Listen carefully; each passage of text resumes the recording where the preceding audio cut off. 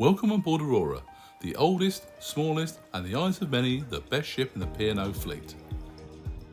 In this video I'm going to tour review my standard Seaview cabin. This cabin is F125, which is forward on deck 5, which is the lowest passenger deck. And entering the room you can see that there's a double bed underneath the window. And the bed itself was fairly comfortable, and there are 2 pillows and a cushion on each side. I would describe this cabin as compact and Bijou. By the left hand side of the bed is a wall mounted light, and below is a nightstand with 2 drawers. But please be aware that there are no power or USB sockets over by the beds. And while the window was quite small, it still allowed plenty of light into the room.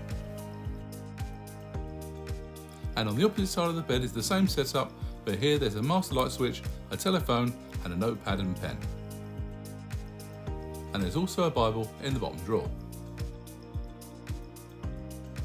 And I was travelling with family who had the cabin set up as a twin, which looks like this. With the beds separated and pushed up against the walls, and the 2 nightstands pushed together underneath the window.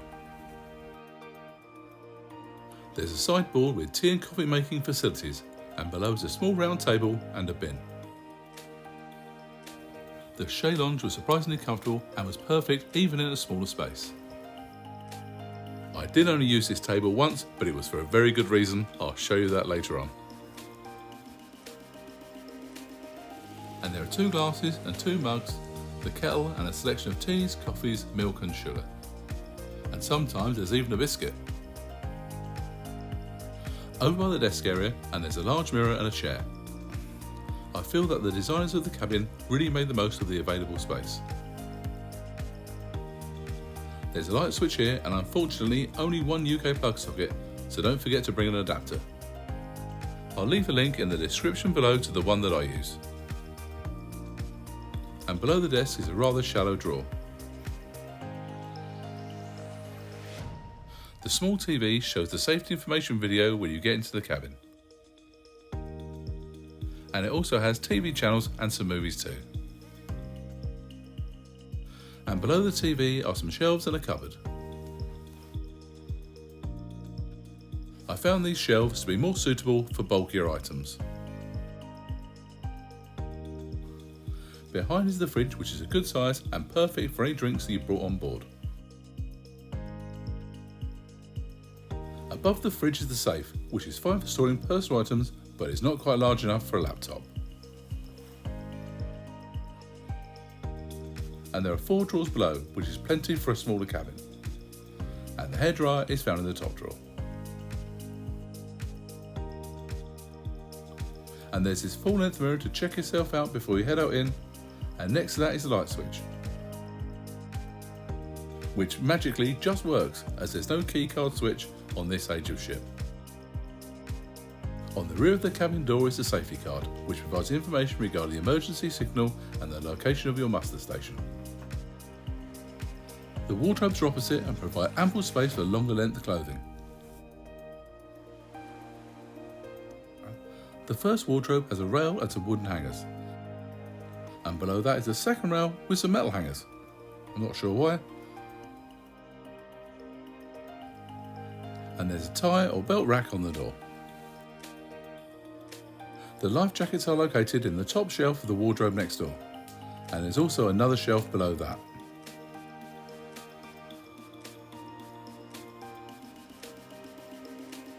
I'll be honest, I think there are more hangers in this cabin than any other one I've been in.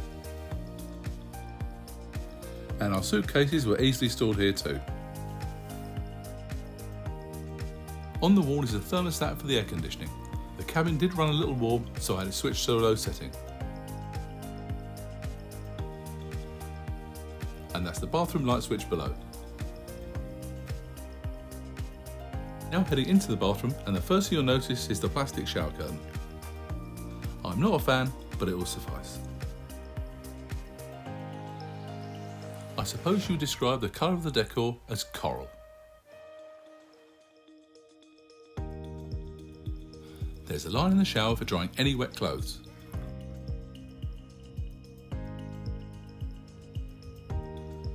and it has white company body wash and shampoo if you don't want to bring your own. And there's also a small soap dish. And here is the all-important loo, along with plenty of bath and hand towels.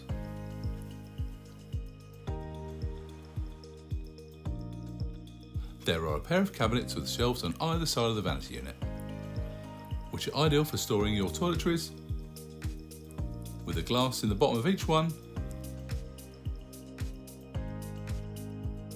and the one on the left also has a shaver socket. There's a bottle of white company hand wash and a mixer tap above the basin. And there's also a small soap dish too. Below this there are some additional loo rolls, some tissues and a bin. And there are also hooks behind the doors.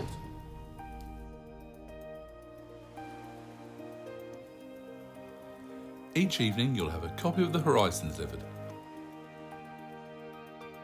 This will give you an overview of the following day's plans along with the times of various activities, restaurant and bar opening times and general information regarding your cruise. I just tend to take a photograph of each of the pages so I've got the information to hand on my phone.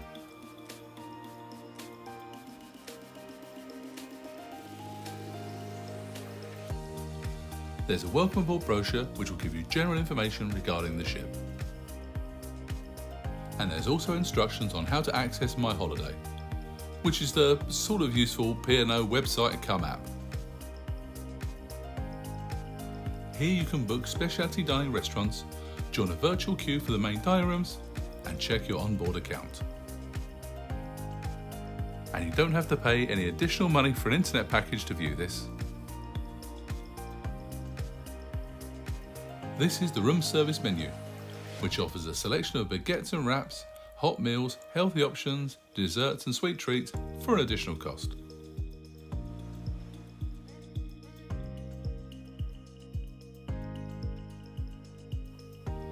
You can also order nighttime nibbles and there's a huge selection of alcoholic and non-alcoholic drinks. To be fair to P&O, I don't think that their drinks prices are too expensive, especially not compared to the American lines. You can order a free room service continental breakfast by using the Rise and Dine card and leave it outside your cabin the night before. You can order juices, yogurt, fruit, cereals and bakery items.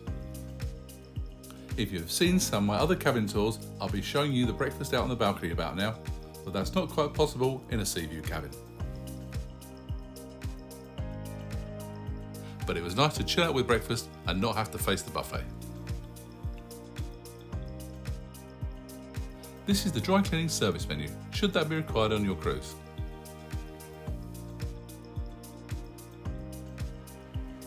I was asked on my previous P&O Ventura cabin tour about laundry, and I'll leave a link to that video here, but like on all ships in the fleet, self-service laundrettes with washers, dryers and ironing stations are available for all passengers to use. And you can either bring your own detergent or it can be purchased on board the ship.